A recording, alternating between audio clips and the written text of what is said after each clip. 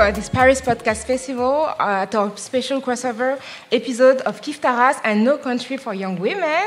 Welcome to you. Hello. Bonjour. Bonjour. So my name is Rokhaya Diallo. I'm a journalist, and I would like to introduce Kif Taras to you. So it's a podcast about racial matters in France. So as you may know, we speak about everything, about Arabs, about Asians, about blacks, about whites, about Jews and Muslims. And who are you? My name is Grace Lee. I'm a writer and a filmmaker, and I'm the other half of Kif Taras. And today we are very blessed to have Sadia, Azmat, and Monty Onanuga with us from No Country for Young Women. Welcome, ladies. Thank you. Thank you. Let me introduce them real quickly. So Sadia, you are a writer and a comedian. You do great stand-up. Please watch her on YouTube. You were born in both of you come from London today, so the Euro started in yesterday. You live in London, and you were born there in England, and your parents are from, your father is from India. Yes, my mum was born in London. And Monty, you work in finance. Very boring job. Very, very boring. So yeah, I work in finance, and I'm lucky enough to be able to participate in broadcasting as well. So that's how I got here. And you were born in Nigeria. I am an ultimate freshie, which just means I'm fresh off the boat. And so yeah, I was born in Nigeria, and I grew up in England. Both of you are hosting No Country for Young Women. It's a BBC Sounds podcast where you say you are balancing your ethnic. And I really think that's interesting because it's about racial matters in England. And can you explain to us what it means to balance your ethnic? For me, it means I was born in London, but I don't look British. So how do I feel British? So I wanted to help explore those ideas because in Britain, I don't think we talk about race very much. So for me, it's very much who I am at home versus who I am in public or at work are two separate people, I feel. In a corporate environment, they say, we want you to bring your best version of yourself to work, whereas I don't actually think that's true. They don't want to see my African side at work because it becomes a bit problematic because I can be quite abrupt or, I'm very Nigerian at home and I don't think there's a place for that in a corporate English space. So it is about, sometimes we feel we have to represent our heritage or our people. So I'm not 1.3 billion Muslims. I can't represent that many people. So it's about who we are as individuals. So in Kif Taras, we have a ritual. We ask to our guests if they define themselves racially. So, for example, Grace is Asian and I am black. So would you define yourselves? And if yes, how do you define yourselves? I'm Asian, although according to Google, Grace is more Asian. Well, here.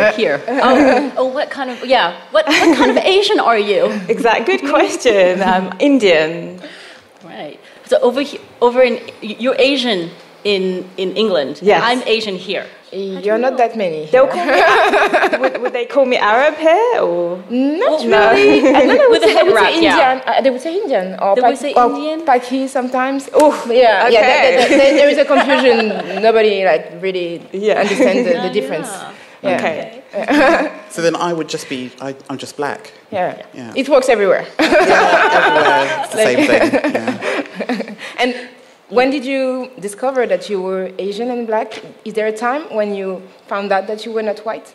I found it difficult to embrace being Asian because it feels like it's quite segregated, and I felt British as well. So when you're British and Asian, more Asian visually, but British inside, because I was born there and I know the language better and the cultural references. So I think it's a really good question. I think I'm still trying to embrace being Asian because I don't know what that looks like.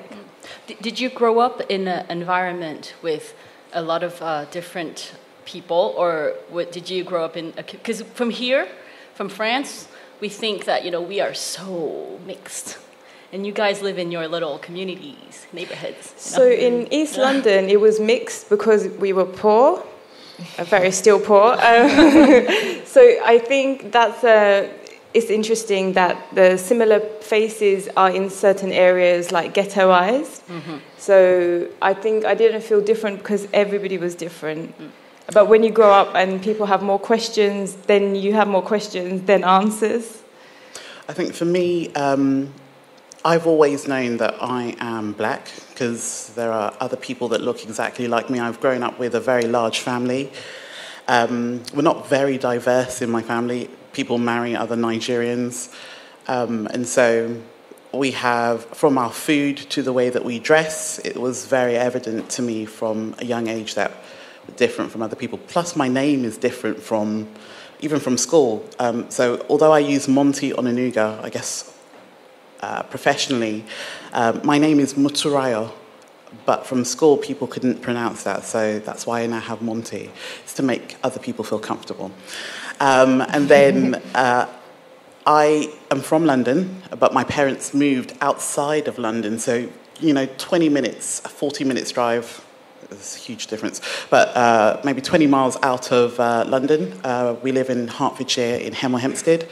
And that's a very, very white area. And from then, that's when I was, I guess, bombarded with the fact that I'm very, very different from everyone else and potentially not as well-placed as I had thought. I feel being a comedian helps because everybody is a bit of a freak, if I can say. Sorry. We don't... I think comedy is very universal and it helps everybody to laugh at things and feel included and not worry about how different we are.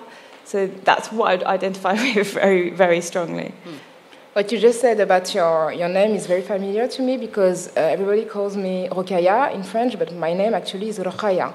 So it's an Arabic name, and when I was a kid, my mother tried to make the teacher understand how my name was meant to be pronounced, but they were all about Rokhaya, they couldn't make it, so she gave up. And so here in France, my name is Rokhaya, but I really introduce myself differently in consideration to the context. So that's very interesting. What does your name mean? It's the name of one of the daughters of the Prophet Muhammad. Okay. Yeah, it's a Muslim name. Oh. So it means in Arabic, it means elevated. Which? Elevated. Oh, wow, okay. How cool. Nice name. You see, that's what, and I love stuff like that. I love the fact that our names have meanings, and instead of, sharing in that meaning, I feel that in England, there's always a way to shorten it to make it easier. No one's interested in finding out that history behind your name or understanding what it means. Everyone in my family has a shortened version of their name to make it easier for them to assimilate and fit in, whether it be professionally or socially, so that people don't feel... Because literally, to say my name, people start, shaking and shuddering and... But it's written using English letters, so if you take some time, okay, and just take it slow, it'll be fine. So, is it your first time here in France? Yes. Oh. It's my second time in Paris. So, have you faced any racial comments or gestures or no? Nothing. I really love it. It's great. Nice. Not on this particular trip for me. So I've been to Paris before. I came with a group of friends a couple of years ago. Very mixed group of friends. So only one person was white, but the rest of us were black, Asian. And we found, I don't know, again, when we spoke earlier on, I'm not sure if it's because we were tourists or because we were a mixed group, but when we went out for dinner, we were either placed in the back and not paid much attention to, or, people would give us funny looks. But that was a good 4 or 5 years ago. I'm not sure how much things have changed, but we've had a really good experience this time around. I've heard a lot of people from outside of France say that, French people are so racist. Racism in France is more rife than in other places, which I don't really think it's true. I think we're here to talk about the differences and the resemblances between being non-white in France and in Britain. And I guess, well, I think our conclusion, I mean, listening to your podcast, which I really enjoy, my conclusion is, racism is everywhere. It's not like there's a country where the grass is greener. Nope. I was struck by the diversity in Paris. Just arriving yesterday, it was really beautiful, both in terms of people and the restaurants, the food and the culture. I find in Britain, racism really presents itself following a terrorist attack. Then it's an increased percentage of both, kind of media perceptions of the people who might be Muslim, I think it's triggered by an event rather than being the norm in London. It's interesting because if you go to the streets in Paris, you can see the diversity, but you can't see it in the films or on TV. When you watch TV, you imagine that France is really, really white, and it's whiter on TV and in the media that it is actually. So that's interesting. And the feeling I have listening to your podcast is that it's easier to speak about race in the UK than here in France, where it's still a taboo, because we have all that universal ideology that tends to make us think that we're all the same. I think only recently, the UK is very much, we don't talk about that, it's not polite to talk about racism. Or, people say racism doesn't exist. Well, if you've never been faced with racism, it's not your problem, you wouldn't know about it. I think they do like to brush it under the carpet a little bit. So. Like they have a label, those people live there, and, they're that, and it's kind of, they don't talk about it as openly. I think as people of ethnic backgrounds, we are comfortable because it's something we want to kind of develop the conversation. But I'm not sure if other people, definitely they don't like to talk about colour. Like when I'm at comedy shows, they'll definitely sometimes be a bit tense, or I feel they don't know how to respond sometimes. And we're not trying to blame them, but we do need to have these conversations, and they can be involved. I think it's more fruitful if we're all in the conversation. Do you feel like Paris is less multicultural than London, and that France would be less multicultural than England? Is there or do you feel represented on the media? When you say multicultural, do you mean just mixed people? I say color-wise. I would say you've got a lot of from what I was a little bit shocked, because you've got loads of black people and so much eye candy, which is great. I mean, I've been walking around going, he's sexy, oh, he's nice. Should I follow him? Maybe not. So somebody did ask her, yesterday we just got from the train station, somebody was like, bonjour to Monty, so she's got good chances, I think, here. Fingers crossed. I'll see if I can smuggle someone back to the UK with me, that would be great. But no, you've got a lot of diversity here, which is great to see. I don't know if I've seen it in media as such. We spoke to some people on the streets yesterday when we arrived to see how they felt about some of these issues, and I spoke to some Muslim women, and it was from what we heard, it felt like they do experience racism, and they are kind of living in the suburbs, so they have a place, and so maybe they really feel French in their heart, and they were born here, but when they look around, it doesn't feel like they have a sense of belonging. That's interesting to speak about maybe Islam, because even we were saying that the kind of Asians that we have were more of grace here, and in the UK it was more people looking like you. And regarding the Muslims, it's the same. Most of the Muslims here in France are originally from Africa, mostly from North Africa. So when we think about Islam, it tends to be connected with Arabs. So have you heard about the manifestations of Islamophobia here in France? Maybe all the controversies that we have with the hijab and the... what do you know about that? I know that the bikini ban happened, and that sounded bad, because I'm a Pisces, I love the water, and I wanted to, but I wouldn't be able to go because I'm not really comfortable in a bikini. So I think it's sad, really, because what worries me is this could be happening to a Muslim, but the other people around, are they empowered to step in and defend her, or is this seen as anti-French? That's the difficulty what I find. It's interesting because it's the debate that we're having right now about how French is the hijab, and like all the definition that we have about Frenchness and the French identity, and that if you wear hijab, you're not French, you're not a real woman, because Frenchness is connected to a certain kind of freedom. Sexuality. Yeah, and we have the debate that, saying that if you wear hijab, you cannot be as free as a French woman should be. And there have been some laws that have been voted in 2004, a law that bans the wearing of any religious sign. So the law says religious signs, but we know that it was targeting specifically the hijab. And you cannot go to middle or high school with a hijab anymore. It's not legal. And in 2010, it's the full veil, like the burqa, that was banned in the streets. So if you wear a full veil in a French street, you can get a fine for that. And again, the law doesn't say burqa. The law says you cannot hide your face behind clothing. But then isn't this no freedom? Because the lady I was speaking to yesterday said that it's okay to have nude beaches. She's fine with that. But if she's comfortable wearing burkini, shouldn't it work both ways? Yes, but... yes.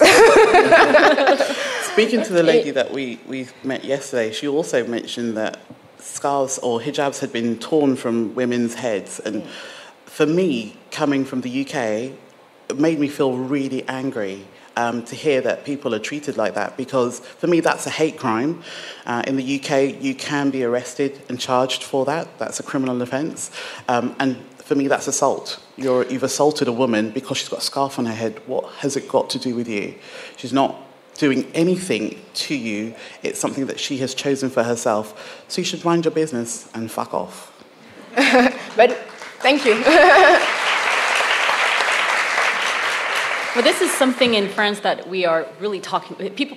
French people are obsessed with it. Okay, yes. They talk about it all the time. We recently have debates all over the media about headscarves, hijabs.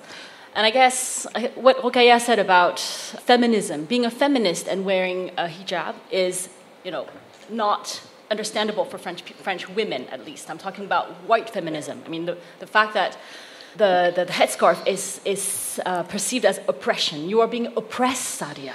Most it's quite fashionable. But the thing is, what's funny for me is in France, I think you can cover your face if it's art for a play. You can wear the scarf if it's fashion, if it's like Paris catwalk. So how is that not oppression? And it just doesn't make much sense, because does that mean art is more important in France than religion?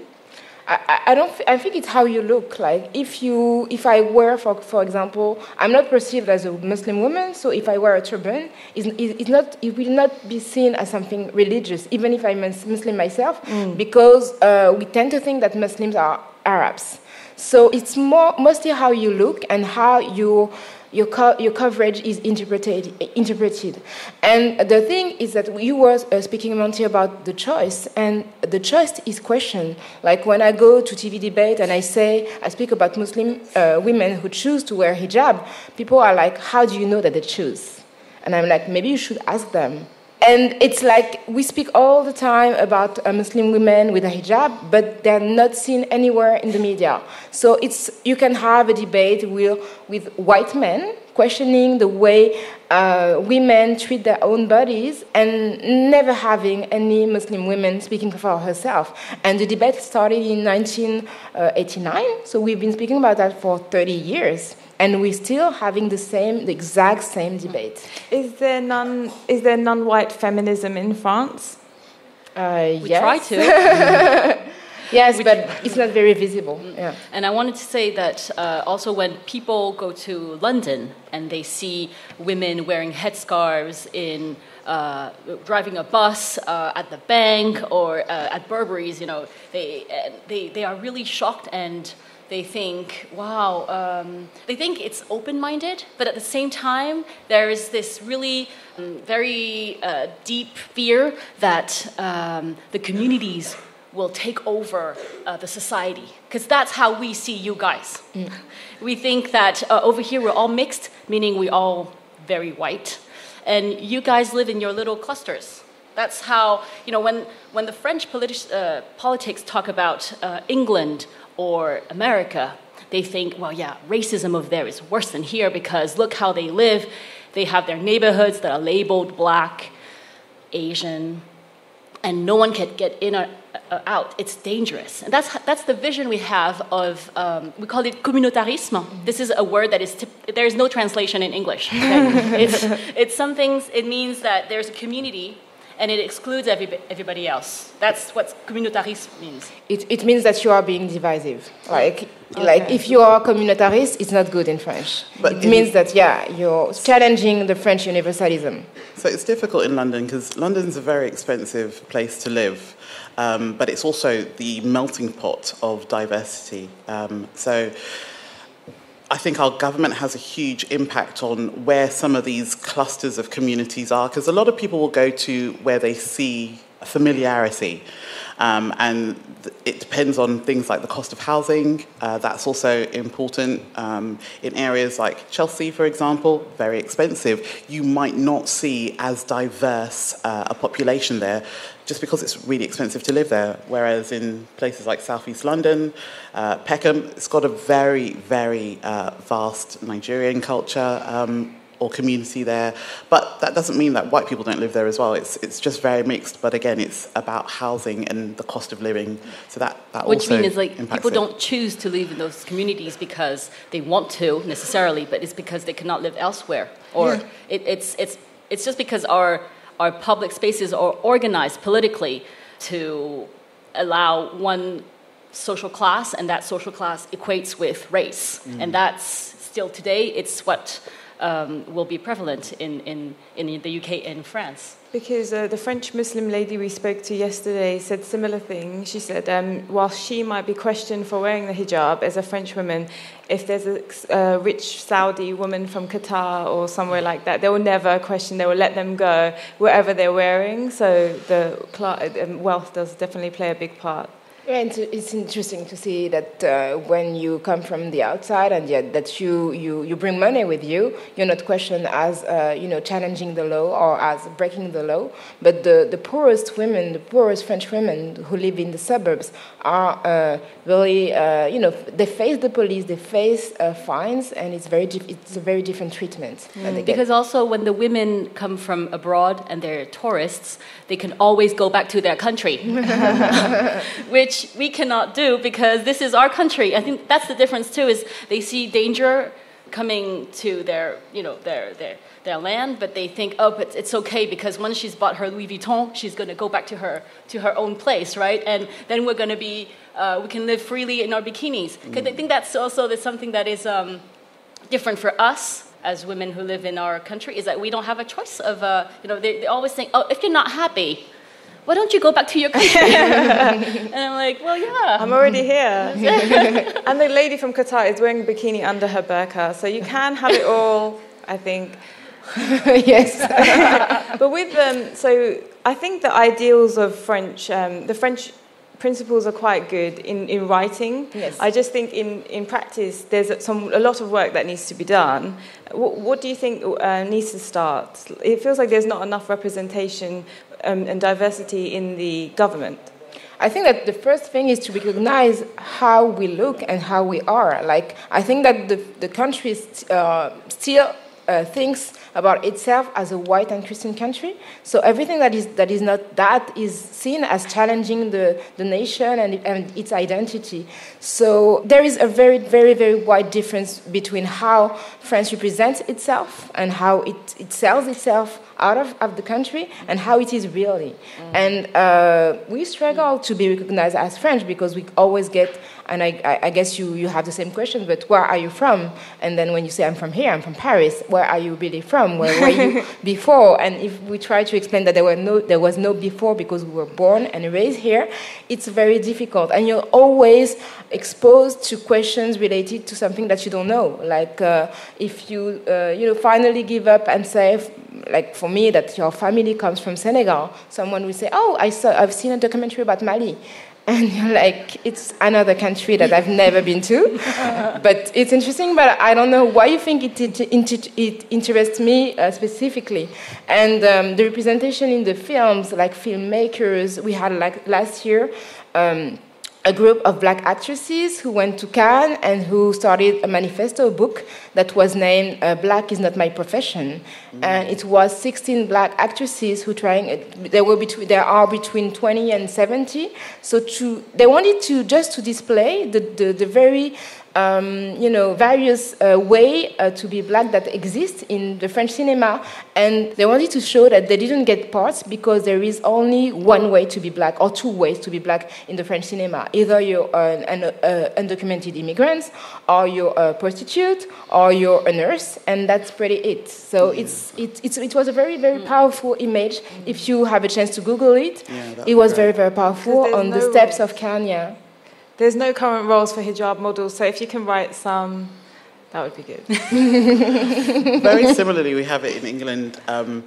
I am Nigerian. I present myself. When people ask me where I come from, I tell them that I'm Nigerian. Just because there's so much about me that is Nigerian. The only thing I think that's British about me is this accent. And that's it. And even then, people are still shocked that people have said to me before, I'm very surprised, you speak really good English. We get that a lot too. Yes, It's so... You have no accent. Yes, I do have a Parisian accent. So it's so funny. It's not true. It's so funny because you're living the same things we're living here, but in different, with other details. And I think also that us being, we're a glimpse into France and the UK's history as well, because they say we're part of their diversity, but really, as Trevor Noah would put this, we are a reflection of UK and France's colonization. Yep. And see, I had never heard of Nigeria before I read Chimamanda Ngozi Adichie, but it's such a big country, Nigeria. And I don't know anything about India. I know more about Senegal than and Senegal is a very small country. But because the colonial history of France allows me to, it's very present for me. Like Morocco, Algeria, North Africa, and the ex-colonies are the French ex-colonies are very present here in France, and I know more history about them than Nigeria or India. And I really want to talk about colonial representations, because I think we're also here because of these. And I think there is a very, when we talk about colonial history, there is people say that, the English, the British, they were really cruel. They were very violent. The French people, we were more like, we wanted to civilize them, Yeah. We wanted to go and... Actually, my parents are from Cambodia. And it used to be a French protectorate. Even that word, protectorate, those people needed to be protected, And we're going to protect them. We're going to go to their temples and grab everything there is. We're going to take them to our museums, and that's how we're going to protect them, We're going to protect their art and, have people pay for to see them in our museums. And I think that's also something that you can find to this day with how people see us, or even how they see the women. I think there is a lot of hypocrisy in how French people will look at racism. I think you guys are more upfront about it. I think racism is it's everywhere, but I think we look at it differently. So over here, it's going to be more like we need to help those guys to get elevated. Yeah, there was in the French colonization there was a kind of moral gloss, like to say that it was not meant to exploit them, but to help them to be French. It's like, yes, and it's like my mother was raised in Senegal, so she was born during the colonial times, and she went to school in Senegal, and she learned that her ancestors were the Gauls, like the former French. She learned that at school in Senegal. So it was obviously not the case, but they were trying to make them French. And in 2005, here in France, a law was voted. They wanted to. Well, yeah. No, it was voted actually. It was voted by the majority of the National Assembly, the Congress, to promote the positive role of the colonization in the overseas. Yeah. And it was. You can see her face, but she's shocked. For those who listen to us, I'm baffled because I've noticed that the French, again, the French talk about their territories or ex-territories positively, quite fondly, whereas the British, I don't think they refer to their ex, go to Nigeria on holiday, it's an ex-UK territory. It's not referred to in that way. And I think it's got a lot to do with the fact that the UK played quite a significant role in slavery, probably more so than the French do. No, not really. We still have, because France, as you may know, I don't know if you're familiar with that, but we're the only country to be present on the 5 continents. We have departments in the Caribbean, in the Indian Ocean, in the Pacific Ocean, which were former colonies and which now are departments. So they send MPs to the French Parliament, and most of the people who are there are from slave descent. And just because we don't talk about it maybe the same way, I think we still have very institutionalized racist structures that still need to be dismantled, similar to France. Yeah, but you can say that there is institutional racism in France. It's like I have faced very severe consequences to say, because I said publicly that there was state-sponsored racism in France, and it's something that you can't say. I tried to say that publicly, and I have had so much backlash because they would say no. You cannot say that there is there is racism produced by the French state. It's not possible. It's not something that is acceptable in the French context. So how did that make you feel? Not good. And is that not present in the fact that the French still have such a stronghold over a number of ex-territory countries? So things like their reserves are still in France, I think is something that I read. A lot of African countries still have to either pay a debt or pay back to talking France. About the franc CFA? Yeah, it's like the currency in 14 of the former French colony in Africa is named the franc CFA. So it's a currency that used to depend on the franc and then depends on the euro, and it's made here in France. So they have no freedom of defining the course of their own currency, and it's all connected with the euro. And there is no economic independence, so it's very weird. But because for example, if an African country and a former French African country needs to use a large amount of their franc CFA, they need to ask to the French. How do you say Trésor public? The French. The French tax. Yeah, the French Treasury institution. Treasury, Treasury. They need to ask them to have the authorization to use it. Wow. And then I think that's again a reflection of how France and the UK see their former colonies differently. Because the UK, you guys have the Commonwealth, and again we're talking money because it means Commonwealth, as in that's what brought us money and now it's still going to bring us money. But over here we call it la francophonie. So everything is based around language, as in, you guys are going to speak French because French is so cool, and you're going to speak French. Forget your own languages because they're rubbish, and just learn our very beautiful language, and then you can be part of us, and I guess, this is a real good reflection of how this is seen. As I think English are more about the money, and we're more about the glory. Of being French. Are you both proud of being French? I was born here, so it's just like I'm French by chance. I'm but the same about being British. I wouldn't say I'm proud. No, it's a fact. Like, I'm French. It's a fact. I'm British. But proud. I don't know why I would be proud of that. And when we were at the cafe, before we got here, we were at the cafe next door, and the lady said, "You've got to have your coffee. Vous devez consommer absolument." And I was so ashamed. I was like, "They're not thirsty, okay? We can just sit for 5 minutes. Is it okay?" Because it was raining. Like, and it was so rude, and I felt so ashamed. And I thought, I'm gonna take 2 teas that way. That they can sit around. And I think this is sometimes I'm not proud of being French when I see what they do to women who are Muslims. I'm not proud of this. But then I guess being French is just, as you say, a fact. So how can what can we do to make it a better place for everybody, and just take it this away from ego, But I like to use the French value to make sure that, to face the country with the contradictions. So it's interesting to quote, for example, the Enlightenment theories or the French principle to say that we want to be included to that. And that's, to me, more interesting to be French in that way. Is it scary to stand up when you're labelled as a troublemaker, when you use your voice? It's not comfortable, for sure, especially because we're not that many minorities being able to just be part of the media, like the mainstream space. So you were labeled as a radical or as a communautariste, so being divisive.